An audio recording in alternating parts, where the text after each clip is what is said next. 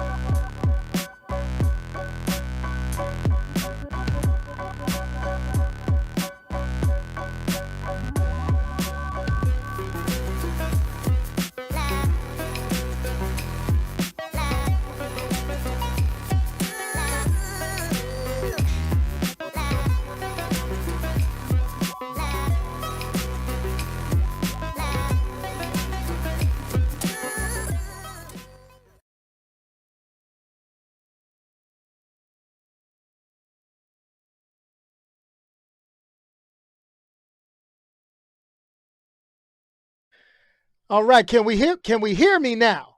Can we hear me now? There we go. All right, all right. Hey, it's Sunday, everybody. We are back once again with another podcast recording. Yes, another episode in the ongoing saga of, what do we call it? It's right here, going full nerd. Hey, before we get everything going, there's sound. You ended up getting the funky music. I know. Sometimes it's just really hard to keep track of all these little buttons I have to press in order to bring the show. See, I got one of these cool little gadgets. It's called the Stream Deck. And this is how I pretty much get everything going. I got stuff for like stream control, sound effects. I got some real cool sound effects. Sometimes when I have the sound problems, I really should just be like, yeah, I make mistakes. But hey, it gets there. It gets there. So, okay, you got a few crickets in the beginning, but I'm here. Y'all can hear me now.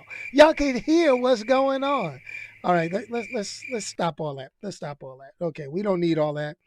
Just know that I can do it when I need to. I got to add some real cool stuff. It's just me trying to make things better.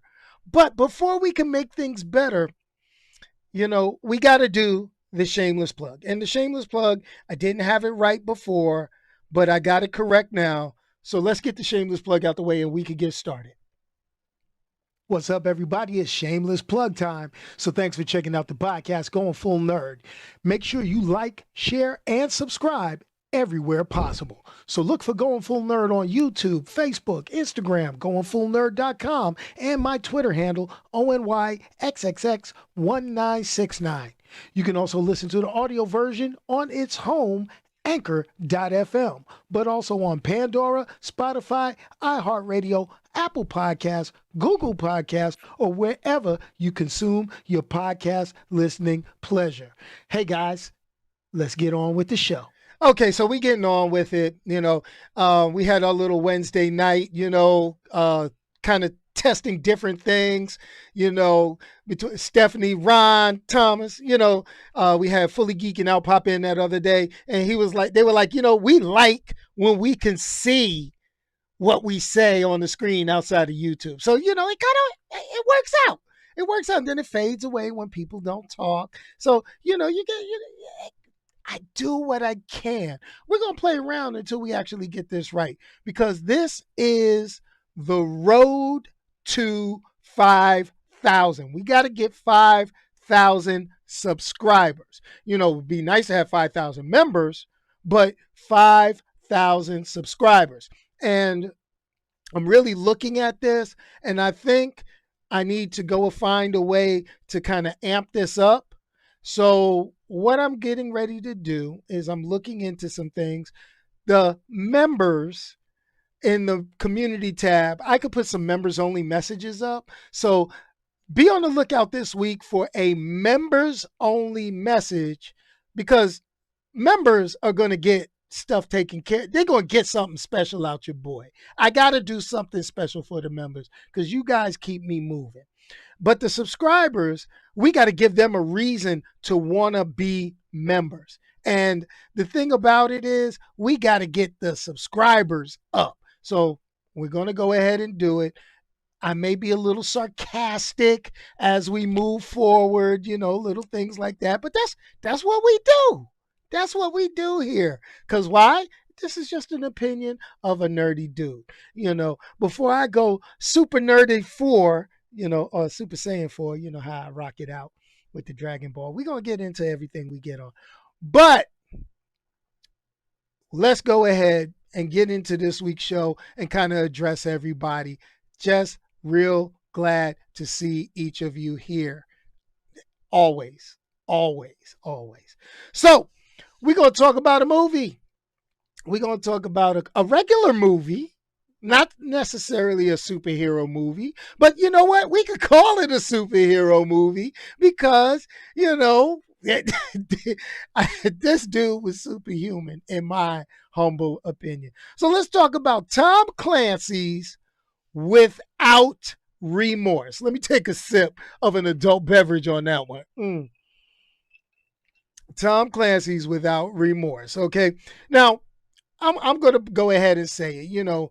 Nowadays, we got Anthony Mackie, we got Michael B. Jordan, these are the action heroes of color of the future. I mean, these are our black action heroes. Can I say that nowadays? Can I say this? Michael B. Jordan, Anthony Mackie, rest in peace, Chadwick Boseman. Those guys were going to be the black action heroes. I mean, Michael Jai White tries to get in the game, but he kind of aging out. He blew it.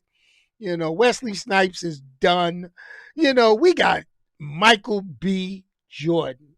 I remember first seeing, the credits for Michael B. Jordan. I'm like, Michael Jordan? But no, it's Michael B. Jordan. You got to get it right. So here's the deal. Without Remorse gives us some serious Michael B. Jordan kicking everyone's behind and a lead in to what many people have enjoyed over the years in reading the Tom Clancy novels and playing, like myself, the associated Tom Clancy video games. And we'll get into that a little bit more. And that's kind of how the younger crowd has actually been drawn into it. Me, I've never, I mean, I grew up on the Tom Clancy movies with Harrison Ford, Clear and Present Danger, that kind of stuff. That had me for the longest wanting to buy a big black Suburban, the action scene, and it was like, okay. This is the funny stuff. This is the cool stuff. This is the action stuff. But here's the deal. We're going to get into it. So for those of you, I see in the chat, Ron, Stephanie, y'all know y'all saw it. I watched it last night with the wife. We were watching it and everything. And, it was one of the movies. So if you have not watched, okay, if you have not watched Tom Clancy's Without Remorse, what I'm going to tell you to do is either you take it with a grain of salt, because I'm going to throw some minor spoilers out here. All right. Yeah, Hunt for Red October was a cool one. I'm going to throw some minor spoilers, okay? Or major spoilers if you want to think about it. But you can pause this if you're watching it video wise or listening to it podcast wise. You can pause this, go away, come back. But if you like being here live, putting in your 2 cents, you stay, you listen. You got to enjoy the movie for yourself to have your own opinion, because that's what we do. We give opinions. I'm not a critic. I'm an opinion guy. And we're going to get this opinion. All right. So we're going to talk a little bit about the plot and history of this. Okay. So let's think about it. Without Remorse, it is also known as Tom Clancy's Without Remorse. I mean, I always like to put it as Tom Clancy's Without Remorse. It's a 2021 American action thriller film loosely based on the 1993 novel of the same name by Tom Clancy and a spinoff of the Jack Ryan film series. You know, Jack Ryan film series. We already talked Clear and Present Danger, Hunt for Red October. You know, Jack Ryan was the man. Harrison Ford as Jack Ryan, in my opinion, was the man. You know, but it is what it is. You know, those movies right there were movies that people that was, you know, the Russians were the enemy. It's straight and simple. These were like Cold War spy novels. And, you know, if you picked up a book back in the day and read through those are some pretty intriguing stories. And they got translated over into a cool set of video games called the Rainbow Six video games that you may have played on Xbox, PlayStation.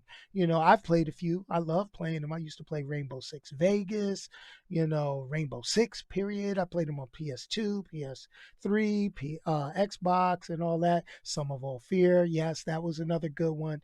You know, so you know what you're getting into watching a Tom Clancy branded movie.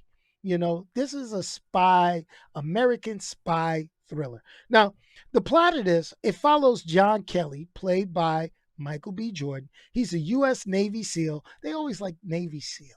No, we don't get Army Rangers. We don't get Army Special Forces. We always got to get Navy SEALs. I wonder who thought that the Navy SEALs is like the premier special operations group for America. You know, I'm an Army guy. You know, let's get some Delta Force out here. You know what I'm saying? Let's get some special forces, the Green Berets, you know. No, it's always gotta be Navy SEALs.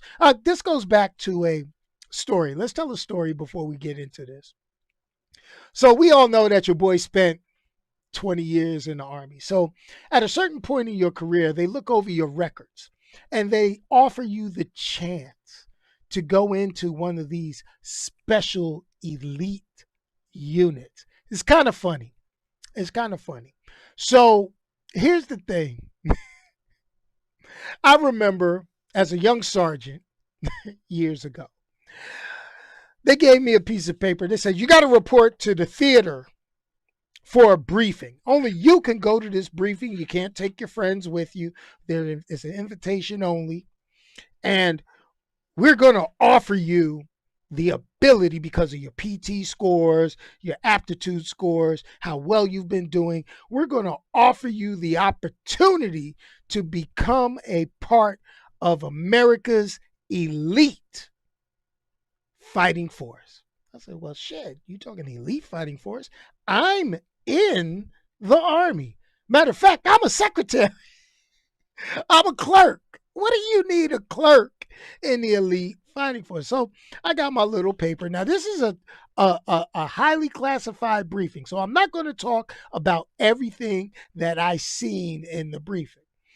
But we were sitting there and we had a room full of people, all, you know, gun ho, physically fit sergeants and above like myself. And we were sitting there kind of swole, you know. Let me get my muscular look on camera right now for the people watching on YouTube. And and they said, okay, we're gonna show you this video. And they had a bunch of guys in suits.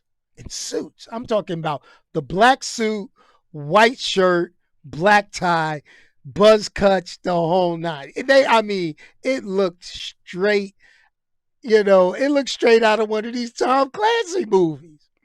So I'm sitting there and I'm in uniform and I'm sitting next to a couple of other people and we sitting there. You know, I almost felt like I was in Men in Black. You remember Men in Black scene where, you know, Will Smith was in there and you had all these guys in there, and they're like, you know why you're here? And the one dude was like, because we're the best of the best of the best of the best of the best of the best. Right. And and Will Smith, I akin myself to Will Smith in this because they turned on this video and they showed, I mean, this thing was like cinematically beautiful. They showed like this beautiful thing, and then these helicopters coming in, and then they showed a wall exploding, and then people swinging in through windows, and they were like, you too can be a part of Delta Force. So they showed this whole video, and I stood up. They said, does anybody have any questions? I raised my hand. I said, can I leave now? Because none of this equates to me. And they basically told me, sit my ass down and you going to sit here through this rest of this whole briefing. I was like, there is no way in hell I was going to go and volunteer for none of this. None of this. I mean, it looked like a Michael Bay movie. And that gets me into this. So let's talk without remorse. First of all, I mean, this movie sat in production hell. I mean, because it's been in development since 1993 after the novel was published. Okay. So 1993 and we in 2021. That's a long ass time. And, you know, they had like a lot of different actors. They had a lot of different actors. You know, they were looking at one time, it was supposed to be Keanu Reeves. You remember him from The Matrix, John Wick. Then they had Tom Hardy. He was approached for the role of Kelly. And so this thing sat in 20 years of development hell. And then they said, okay, we're going to get Michael B. Jordan in the lead role. This was in 2018, late 2018, September to be pretty much, pretty much straightforward.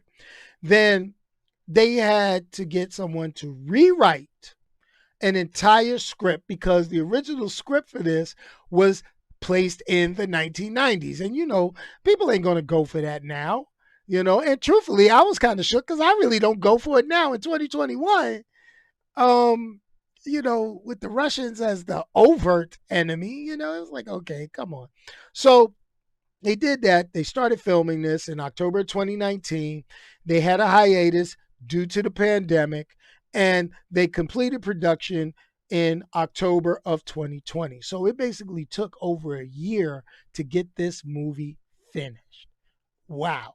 So, they put a lot into it. Then the thing is, it was originally set for a theatrical release. Obviously, COVID-19, pandemic, theaters, it was like, to hell with you. You're not having nothing in movie theaters and all that. And Paramount was originally supposed to do this. So, delayed. Amazon, they pulled out the money. They said, yo, we'll take it. We'll finish the production, your costs, and we're going to release it on Amazon Prime. And they did it, and it released just this past week on April 30th. And here's the deal. It got mixed reviews. There were critics who loved it, and there were critics who hated it. So that's surprising. I mean, it's not surprising because, like I say, I give opinions, not reviews. Yeah, I call them reviews because that's what YouTube classifies this stuff as. But the thing is, here's the deal. It's an opinion. Critics, we're all opinion. I'm not a critic. Well, you could classify me as a critic, but it's all about opinions. Either you're going to like it or not. You guys may hate this movie or you guys may love this movie. I'm going to tell you how I felt, and let's get into this. This is an action film through and through. I mean, you can't ask for anything more. I mean, it's very precise and involved, not over the top action sequences. I really dug the action sequences because there was a lot of moments in here where they could have got really graphically violent. I mean, I'm talking like they could have did some serious blood, guts, and gore, and they chose not to. They did it. I'm not going to call. Yeah, how can you say there's tasteful? There's tasteful violence in this. No, no, I'm not going to sit here and kind of pander to that. But they did it in a way. I'm not going to say it was 100% believable, but it didn't throw me, it didn't throw me completely out of whack. Okay, yeah, they had some decent ass kicking. Let me quote Ron on this one. They did some decent ass kicking. So, it was intense. It's not something going to make you cringe every couple of seconds. Like, Mortal Kombat, when we talked about Mortal Kombat last week, Mortal Kombat had action, but it had cringe action, with the fatalities. This had action, and you knew people were getting effed up, to put it blatantly. But it wasn't like, oh, ooh, it didn't have shock factor. Okay. So let's go at that. I mean, the only one scene that had shock factor was really kind of towards the beginning when dude took out the trash and the van ran his ass over. I mean, it wasn't funny, but it was funny. It was, that was good. And then I'm gonna go with Stephanie. Yeah, they were huge action scenes, but I'm gonna really give it to Ron. Ron, you said it. That jailhouse scene, you know, that all could have been avoided if somebody brought in the phone first. I mean, they legitimately, if I was a guard in that prison, I'd have been like, I'm not going in there. You go in there. No, I'm not going in there. You go in there. They literally, yo, that all could have been avoided by sending in that one brother with the cell phone first. But that's Hollywood. I'm just getting up to Hollywood because, I had a couple of what the fuck moments. Pardon my language. I had a couple of oh snap, what the heck, but I had to chalk it up to this being Hollywood, okay, and because Michael B. Jordan, it's let's talk the Hollywood moments. A couple of Hollywood moments. We're not going to talk some of the over the top action scenes, but we're going to talk about some of the what the heck hot. Okay, so the first one that I thought was every time Michael B. Jordan had to hold his breath. I understand that this is a Navy SEAL. Navy SEALs are possibly trained divers, but this dude was. I should have put a timer on, but me and my wife were sitting back enjoying the movie. Okay, but I know she was tired of me flapping. I was like, no, this Joker is not holding his breath for forever. There was a couple of times I was sitting in the movie and I was trying to hold my breath as long as Michael B. Jordan held his. I was a couple of times and I was like,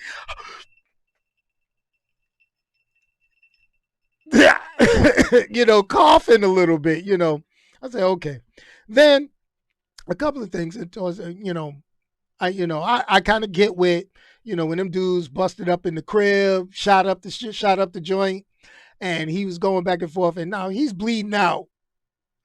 So I want to know, I got maybe I know it didn't need to go into this much detail, but I want to know how the ambulance got to him before he bled out in the original hit. I mean, can somebody explain that to me? Because, I mean, who called the ambulance? Did the guy that got away call the ambulance? Be like, yo, I shot this dude. He in his house bleeding out. So y'all may want to go help him. I mean, work with me here. I mean, and you look at the pictures, you can see the picture. He like had 3 bullet holes in him.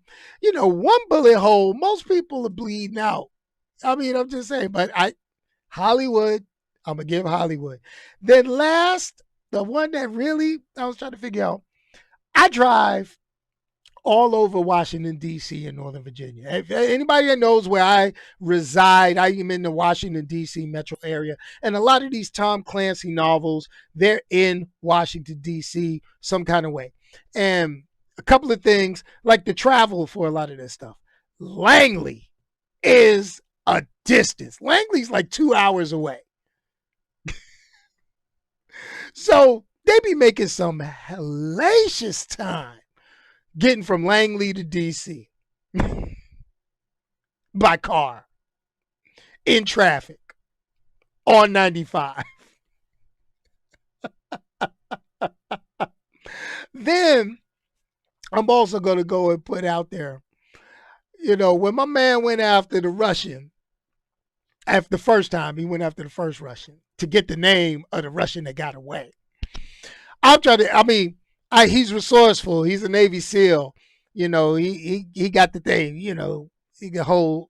Where the hell he get a tow truck?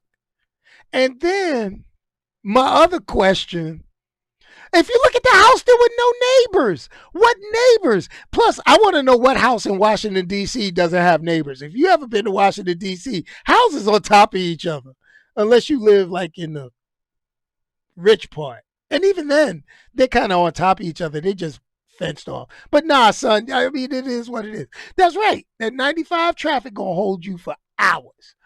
But then he got the Dulles Airport. Lord, he went from DC to Dulles Airport in no time. Called the cops on these other vehicles, and they didn't pick him up until they got to the airport. Trust and believe. Virginia State Troopers, Arlington County Police, Fairfax County Police, all that is between you and Dulles Airport, Airport Authority Police. Excuse me. So if he calls and he says, I think somebody got a gun, yo, they would have been pulled over long before the airport. But that's Hollywood. Then I'm going to go ahead and I'm going to throw this last little one out there. He T-boned that car in the departure area of Dulles Airport. I'd be damned if you could T-bone a car in that little, the way he, no, no, no. No, no, no, no, no, no, no. I pull up in the Dulles Airport to that section where he T-boned that car. And I'm going to be honest with you. There's no way you could get perpendicular, ain't no way, enough to do that without airport authority police be like, yo, where you going, son? I don't care. I just don't. I'm sorry. Hollywood, you can't be doing stuff like this. Give me a little bit more realism. I can't have half realism, half fantasy. You can't go, they didn't do superhuman efforts. I mean, this is not Outside the Wire, like my man mentioned earlier. This ain't Outside the Wire with Anthony Mackie. This is Michael B. Jordan supposed to be in a real, supposed to be a real life thing. I know it was the soundstage, but come on, I suffer from concentrated doses of reality invading my entertainment fantasy. Is that a good way for me to say it? But here we go. Although I got to say, it's a darn shame, but this is a good thriller that it could have easily been a great theater movie draw if it wasn't for the COVID pandemic. I'll be honest with you. I would have loved to have seen this movie in the theater, and it would have made decent money in the box office if it wasn't for all the pushback, delays, rights purchasing, going back and forth, and production hell. I mean, I loved it. I loved it. This, Without Remorse is a good action thrill. And, I watch movies with my wife. She gets down. She'll watch stuff with me just to satisfy me, to say, okay, I'll watch the movie with you so you don't have to watch it alone. I'd be like, thank you, thank you, thank you. Unless it's too over the top. But then I kind of gauge to know that the action was just right, because usually in these action flicks, I said with my wife, and she'll flinch. She didn't flinch not one bit in this, in this movie. And that lets me know everything was done to the right proportions. Now, you would say, hey man, your wife's Puerto Rican from the Bronx. She should be able to handle this, right? I know I went there. I went there. But no, no, no, no. Very calm, very, I'm not going to say, you can't say violence is tastefully done, but it was done within reason. I got to say, the action was really done within reason. It was good. It was good.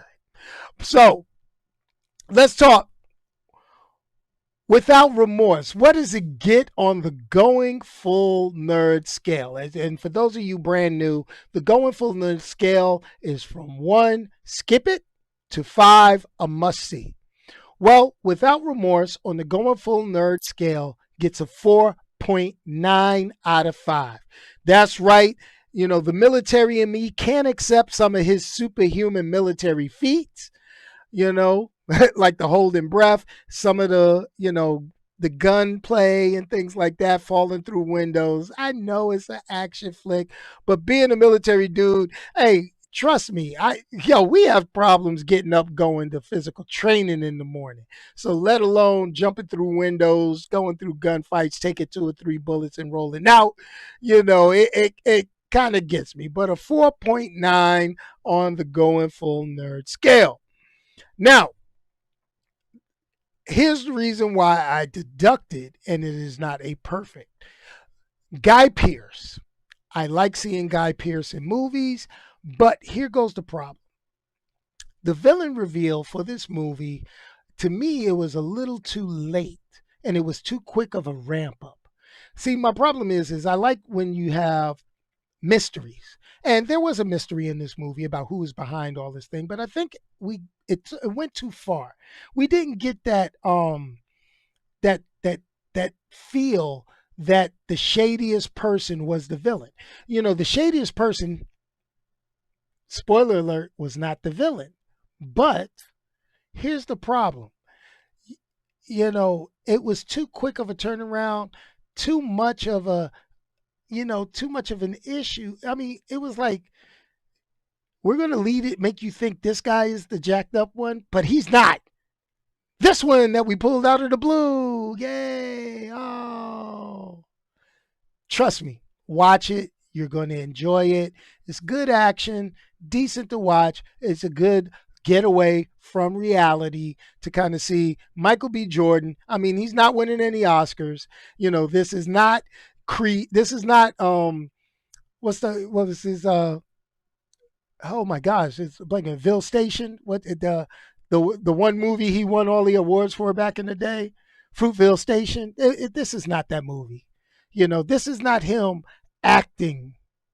This is Michael B. Jordan, the action hero.